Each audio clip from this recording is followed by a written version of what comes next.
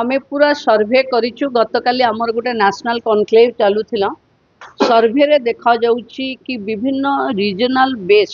रो लोक माने कुपोषण रे अछंती एवं कुपोषण रे किछि ब्लॉक एभली अछि जो माने लगातार भावे आक्रांत अछंती। सरकार सब प्रकार सुविधा पहुंचेला परे भी कुपोषण मुक्त करे जाई पारुनी।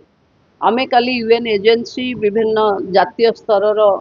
जो माने अधिकारी माने अछंती समस्ते आमे कथा हेचु किछि ब्लॉक को सरकार अडॉप्ट करी ओडिशा को एक कुपोषण